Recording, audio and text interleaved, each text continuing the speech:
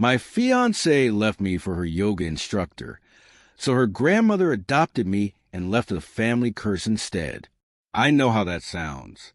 Believe me, I've played it over in my head 1,000 times, and it still sounds like the plot of a bad supernatural drama you'd find on a streaming service at 2 a.m. But it's my life. My name is Leo, I'm 26 years old, and my entire world got flipped upside down, spun around, and then handed back to me with a new set of rules written in a language I'm only just beginning to understand. It's a story that starts with love I thought was unshakable and ends with me learning that the foundations of family aren't built on blood, but on choice, and that some houses have a soul of their own. It all started with Ilara with the sunset red hair that seemed to catch fire in the autumn light, and eyes the color of moss after a rainstorm. We met in our second year of college, in a dusty literature class that smelled of old paper and chalk dust. The topic was the symbolic meaning of the green light in The Great Gatsby. I, the pragmatic architecture student, argued it was about the unattainable, corrupted ideal of the American dream. She, the art history major with paint under her fingernails, insisted it was purely about the raw, aching human longing for a lost love. The debate got heated. Our professor finally threw his hands up and told us to take it outside. We spent the next 3 hours in a cramped, smoky coffee shop called The Grind, hashing out over terrible coffee and surprisingly good apple pie. By the time we'd exhausted the topic and moved on to our favorite books, our childhood dreams, and our deepest fears, I was hopelessly, irrevocably in love. She had a way of listening that made you feel like you were the only person in the world, her entire being focused on your words. Ilara wasn't just beautiful, she was alive. She burned with a creative, chaotic energy that both thrilled and terrified me. She painted vast, swirling canvases in the garage-turned studio behind her grandmother's house. She wrote poetry on scraps of paper that littered every surface, and she could talk for hours about the hidden meanings and the chord progressions of old folk songs. I, on the other hand, was an architecture student. I found my beauty in structure, in clean lines, in the elegant mathematics of load-bearing walls, and the promise of foundations that held fast against any storm. We were perfect opposites. I was the steady, quiet earth. She was the unpredictable, brilliant fire. And for 8 years it worked. I was the anchor, the safe harbor she could always return to after her creative tempests. My own family was distant. My parents, both accountants, had retired to the Algarve in Portugal. Our calls were brief, polite, and quarterly, filled with talk of the weather and golf. Ilara's family, by stark contrast, became mine. Specifically, her grandmother, Astrid.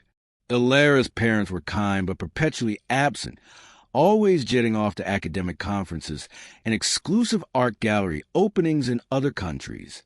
They sent lavish gifts and postcards, but were ghosts in their daughter's life. But Astrid was a true anchor, the heartwood of the family tree. She lived in a sprawling, slightly crumbling old Victorian house on the edge of town, a place known locally as Whispering Pines. It was a house that defied time, with gingerbread trim, a wraparound porch cluttered with wind chimes, and a vast, untamed garden. It always smelled of accompanying melange of dried lavender and thyme, old, leather-bound books, and a perpetual scent of baking bread. It was a house that didn't just feel lived in, it felt alive. From the moment I first stepped inside, nervously wiping my feet on the worn welcome mat, I felt a sense of profound peace settle over me, a feeling of belonging I'd never known was possible.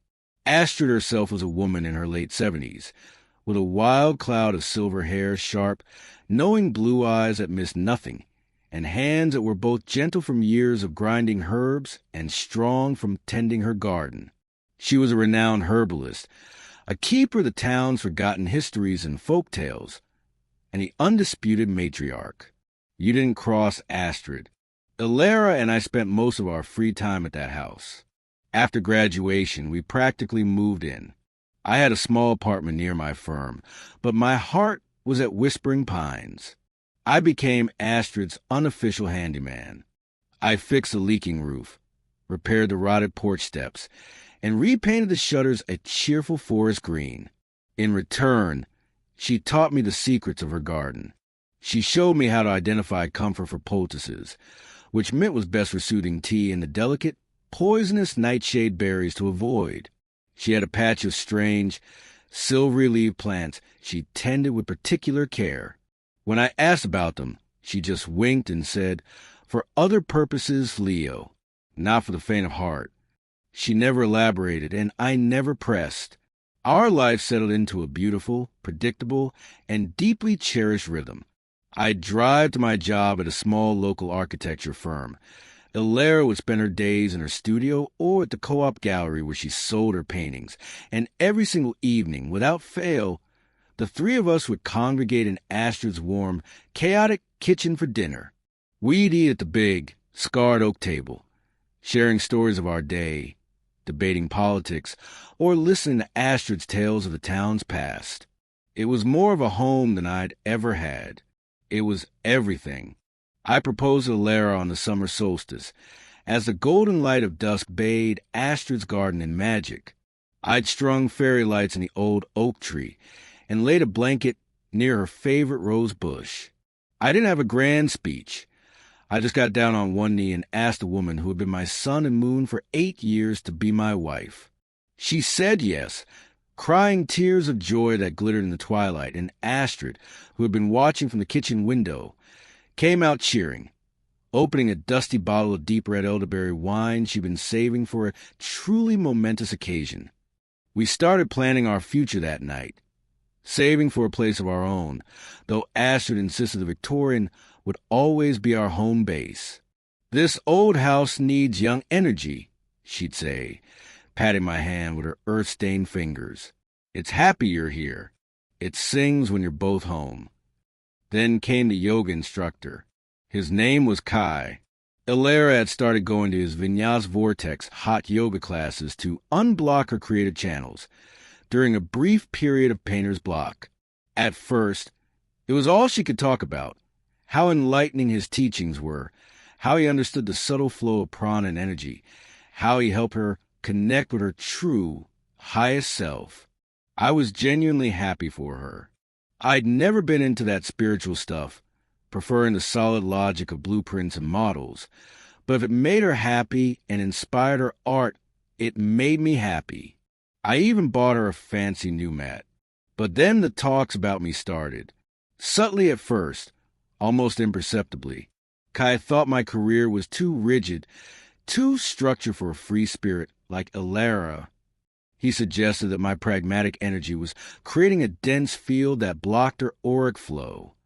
Our stable, loving, 8-year life together became, in her new vocabulary, stagnant, unfulfilling, and karmically limiting. The arguments began. They were surreal and utterly disorienting. She wasn't arguing about me forgetting to take out the trash or being late to dinner. She was arguing about my low vibrational frequency and its toxic effect on her creativity. I was losing her to a world of crystals, chakras, and pseudo-spiritual jargon that I didn't understand, and I felt completely powerless to stop it. The man who built foundations for a living was watching his own crumble into sand. I found out the way you probably expect. A text message notification that popped up on her iPad, which was charging on the kitchen table next to my laptop. It was from Kai. The preview on the screen was devastatingly clear. "Can't stop thinking about last night. Your asanas are truly divine. When can I see you again, my beautiful goddess? My place? 8. The world didn't so much shatter as it just drained away. All the color, all the sound, every feeling except a cold, hollow numbness. I just stood there, frozen, staring at the glowing screen as if it were a poisonous snake. Astrid chose that moment to come in from the garden, her wicker basket filled with freshly cut lavender.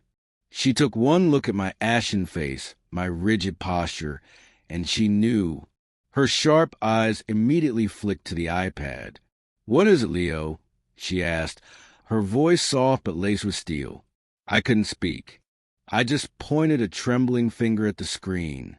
She put her basket down, walked over, and read the message. Her face, usually so warm and placid, went still and hard as ancient stone. She didn't gasp or cry out. She didn't say a word. She just walked over, took my icy hand in her warm, rough one, and led me to her favorite worn velvet armchair by the large stone fireplace. She wordlessly put the kettle on, and from a high shelf, she took down a small, dark glass bottle. She made me a cup of strong, bitter-smelling tea, adding a few drops from the bottle. "Drink this," she commanded, her voice leaving no room for argument. "All of it. It will steady your nerves." Ilara came home an hour later, flushed and glowing from her practice, her yoga mat slung over her shoulder. She hummed as she walked in, completely oblivious to the glacial atmosphere in the kitchen. I finally found my voice, hoarse and unfamiliar. I held up the iPad. "Care to explain this, my beautiful goddess?" I asked, the words flat and dead. Instead of denial or a tearful apology, her face twisted into something ugly and defensive, a mask of righteous indignation. "You see," she spat, her voice dripping with contempt. "This is exactly what Kai means. You're so trapped in the mundane, in your little world of facts and figures and things. You wouldn't understand a real, elevated spiritual connection if it hit you in the face. He and I, we're on a different plane. We're twin flames. We're meant to be." It was the most ridiculous, hurtful thing I'd ever heard. I was too devastated, too utterly gutted, to even form a response. I just stared at her, at the stranger who wore my fiancée's face. But Astrid wasn't paralyzed. She rose from her chair slowly, and she seemed to grow, to tower over the room. The air grew thick and cold. "Get out," she said, her voice low and shaking with a fury I had never, ever heard from her before. Ilara blinked, the smugness wiped from her face, replaced by sheer disbelief. "Grandma? What? You're taking his side?" "You do not speak to him that way in my house," Astrid said, each word a shard of ice dropped into the silence. "You have betrayed not only him but yourself, and you have disrespected every value, every ounce of integrity this family holds. You have 30 minutes to pack your things and get out. You are no longer welcome under this roof." The screaming match that followed was epic and horrifying. Ilara screamed that Astrid was a superstitious old crone clinging to outdated paradigms. She accused her of always loving me more, of preferring a stable, boring architect to her own creative, passionate granddaughter. She shrieked that we were both energy vampires, holding her back from her true destiny. Through it all, I sat in Astrid's chair, sipping the bitter tea, feeling like I was watching a play I hadn't auditioned for, a spectator in the ruin of my own life. Ilara finally stormed out, slamming the heavy front door so hard that the windows rattled in their frames, and a small porcelain figurine of a bird fell from a shelf and shattered on the floor. The silence she left behind was heavier and more profound than all the noise. Astrid seemed to shrink back into herself, all the fury draining away to be replaced by an immense, weary sadness. She sank into the chair opposite me, looking every one of her nearly 80 years. "Leo," she said, her voice tired but impossibly firm, "this is your home. It has been since the day you first walked in and complimented my rose bushes. That foolish girl has chosen her path, but you are my family. You will stay here for as long as you wish. A month, a year, forever. It's your choice." In the weeks that followed, Ilara and her bewildered father came to get the rest of her things while I was deliberately at work. Astrid had arranged it that way. But the texts started almost immediately. They swung wildly between venomous hatred and desperate pleading. "You must be so happy, turning my own grandmother against me. You've always wanted to replace me. You've stolen my inheritance, you pathetic orphan. That house is mine. Leo, I made a mistake. Kai is so intense. It's all so chaotic. I miss our calm. I miss you. I miss home. Can we please just talk? I never responded. The love I had for her had vanished the moment she'd chosen a fleeting spiritual connection. Over 8 years of shared history. Over our future. Over us. Astrid's stance was absolute and unshakable. She made her choice, she'd say whenever I looked troubled, her voice firm. A choice, my boy, always has consequences. This is hers. This is not on you. I try to move on. I officially moved my things out of the apartment I never really lived in and into the cozy, book-lined guest room at Whispering Pines that had always been Leo's room. Together, Astrid and I emptied the room I'd share with Alara, packing her remaining belongings into boxes. We turned into a proper, beautiful library for Astrid's vast and eclectic book collection. It was cathartic, but I couldn't shake a deep, nagging guilt. Had I, by simply existing and being loved by Astrid, caused this irreparable rift? Had I, the outsider, somehow stolen Alara's home and her grandmother from her? I confessed this to Astrid one evening as we were potting winter seedlings for the spring garden in her warm greenhouse. The smell of damp earth and peat moss was thick in the air. She put down her trowel and looked at me, her gaze intense and unwavering. "Leo, listen to me," she said, her voice low and serious. "This is not about you. This is about a choice she made. This house, it has a presence. It has a heart. It protects its own. It rejects what is false. She brought falsehood and betrayal into its walls. The house knew it before I did. It has always welcomed you. You are where you are meant to be." It sounded like the kind of mystical, esoteric thing Alara would have spouted in her Kai-induced fervor, but coming from Astrid, from this practical, earth-stained woman, it didn't sound crazy. It felt like a simple, undeniable statement of fact.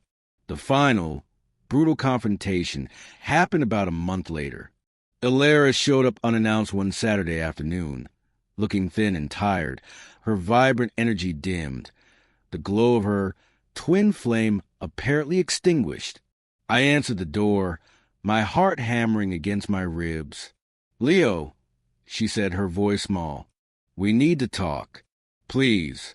It's important." Against every screaming instinct in my body, I let her in. She started with a rehearsed, fragile apology that quickly veered into blame and self-pity. I was lost.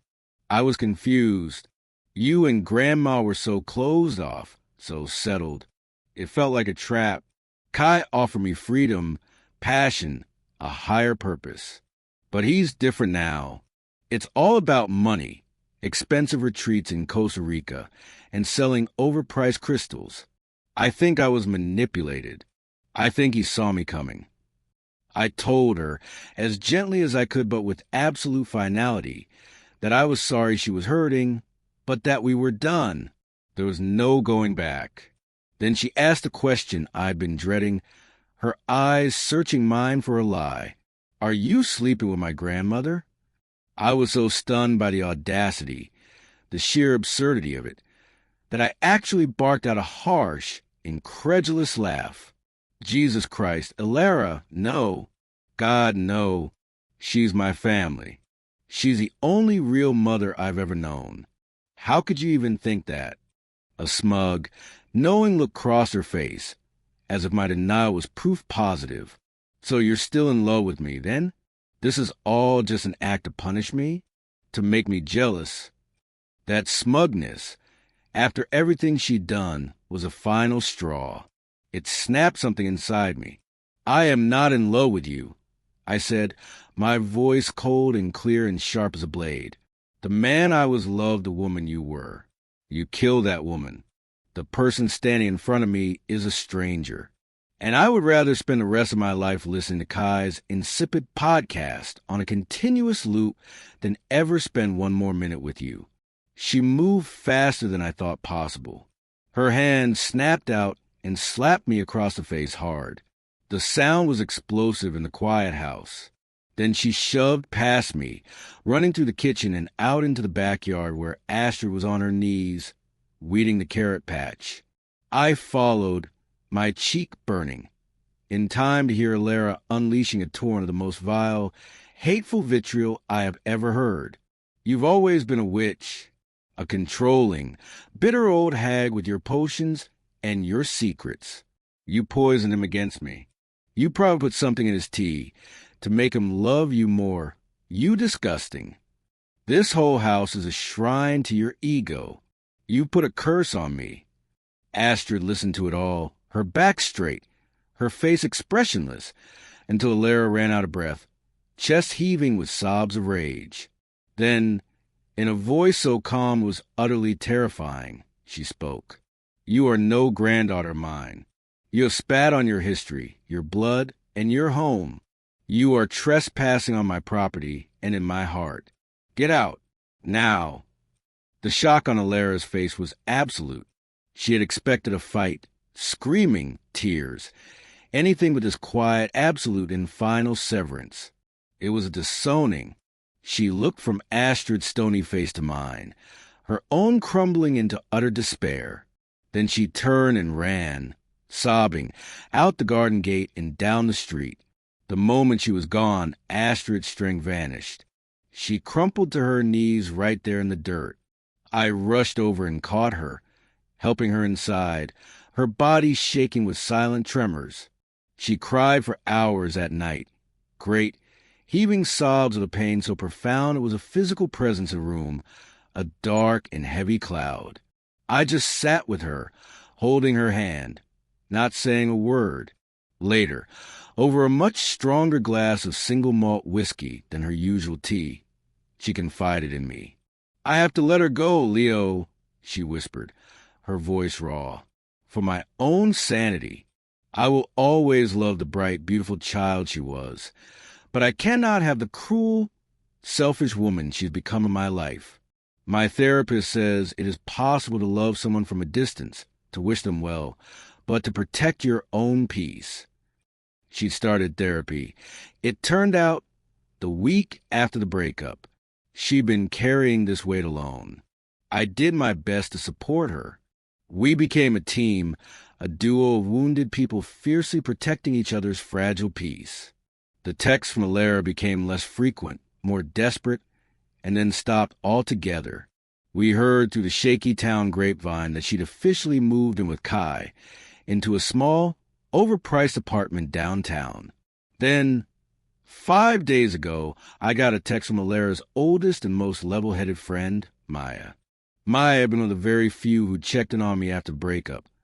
A voice of sanity calling Alara's behavior, appalling spiritual bypassing, and a fancy term for being an asshole. She asked if she could come over to Whispering Pines later with a couple of others. They wanted to apologize. I was deeply wary, my shields immediately going up, but I trusted Maya's inherent decency. I agreed. She arrived that evening with 2 other women from Alara's inner circle, Chloe and Sarah. They sat on Astrid's floral sofa, looking uncomfortable and deeply ashamed. We owe you both a massive apology, Maya began, not wasting any time. And we think we owe you the truth. The truth they laid out was a thermonuclear bombshell. Alara had been running a sophisticated smear campaign. She'd been telling everyone, her new yoga friends, her thousands of Instagram followers, even her aunts and uncles, a grotesque story. She claimed she'd only cheated because she discovered I was having a long-term, secret affair with Astrid. She said she confronted us in a tearful, dramatic scene and that Astrid, in a fit of rage, had chosen me and thrown her own granddaughter out into the street to continue our sordid little romance. I was speechless, my mind reeling, trying to process the sheer audacious horror of it. Why? I finally managed to croak out. Why would anyone believe that? It's insane. One of the other women, Chloe, looked down at her hands, her cheeks flushed with shame. It was easier. It was easier to believe you were a monster, that Astrid was some kind of predatory witch, than to accept that our enlightened, spiritual leader, our friend, was just a liar and a common cheat. We wanted to believe her beautiful, tragic story. It was less messy than the ugly, boring truth. They had, however, finally seen the light. The story had too many holes. The timeline didn't add up. When they gently confronted Alara, she doubled down, her story becoming more elaborate and hysterical. That's when they knew. They'd cut her off completely. To prove it, they showed me their phones, the text message chains where they called her out on her lies, the social media posts where they publicly denounced her story and supported me and Astrid. They were brutal. They had chosen truth over a toxic friendship. I accepted their apology. It was hesitant, and the betrayal still stung, but I knew it wasn't really their fault. They had been masterfully manipulated. After they left, Maya stayed behind for a few minutes to talk privately with Astrid in the moonlit garden. When they came back in, they were both smiling small, soft smiles, and Astrid gave Maya a long, tight hug. Things are quieter now. The air in Whispering Pines feels clearer, lighter, as if a poisonous fog has finally lifted. The malicious gossip in town has largely stopped, replaced by a wave of sympathy and support for me and Astrid once the real story got out. Astrid is doing much better in her therapy, slowly working through the complex grief of disowning her only grandchild. I've started sleeping through the night again, the nightmares of text messages and slaps finally fading. I'm not going anywhere. This Victorian house, with its creaky floors, its whispering pines, and its smell of herbs and old books, is my home. Astrid is my family. We have a new, comfortable routine. I work from home a few days a week, now to be around more for her. We have dinner together every single night, sometimes in comfortable silence, sometimes talking for hours. We play chess by the fire.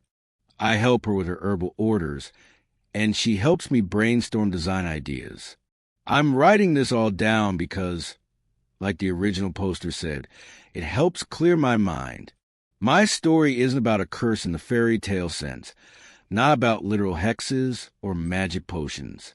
It's about the real curse of betrayal, selfishness, and lies, a curse Alara brought upon herself.